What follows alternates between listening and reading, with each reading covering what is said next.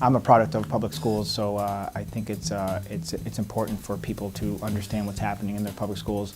In my district, I make it a point to visit the schools, also get to know the students and the teachers, the administrators. Accessibility to my office is very important. I think that's the best way for needs to get communicated back and forth, and also to have the school feel comfortable just talking to me anytime about anything. And I also like to talk to the students too, and just kind of get their perspective. I sit and have lunch with them. I visited all the schools in my district. I've had lunch with most of the kids and sat in the classrooms. And it takes time, but it really gives you a good first-hand look at what's going on in the schools.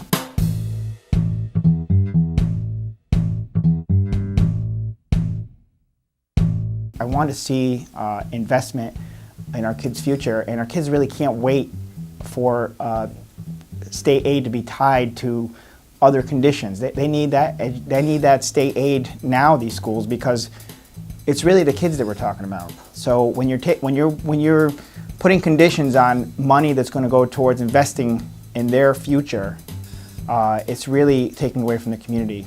So that money that we committed is an investment in our community. It's an investment in this generation of kids. So the kids really don't have years to wait to figure out if that aid is coming or not based on other conditions. That whole formula doesn't work, and that's something that I've been against.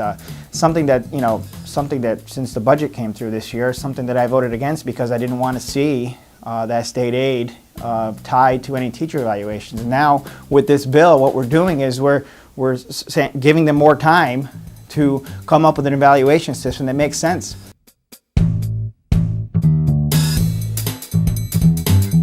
That type of testing, that type of evaluation is really, we've seen that it's not working. We've seen that, I really think we need to ensure that schools have local control. They're doing the hiring. They know their communities best. They know their teachers. So the testing is something that's really not working. We've seen a lot of opt-out numbers in my district. We've seen that the parents are clearly not happy. We've seen that the teachers are not happy. It puts the teachers under a lot of stress, and they feel they're not being evaluated fairly.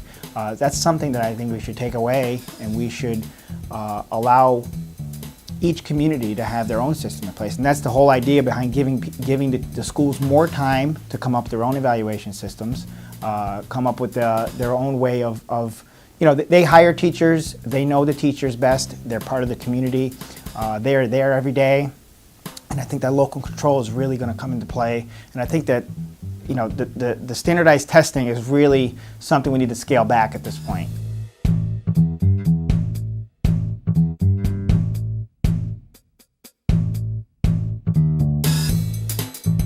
I don't support the education income tax credit because I believe that it takes money away from our public schools, and we've seen the details of the bill, and it's something that's not going to help our public schools, so it's something that I can't support. I do support funding our public schools. I think that we need to invest more in our public schools. We're not there yet, so until the money that needs to go to our public schools is there, I can't even consider a bill like this. So, and I think you're going to find that most of the assembly feels the same way. Public schools is a top priority right now. It has been. The fight for public education is not over. The fight for our teachers, the fight for our students is still going on. This is something we'll continue to advocate for. We're going to stand with our teachers. We're going to stand with our parents. We're going to stand with our students, because that's how we're going to build better communities, and we're going to build a better New York.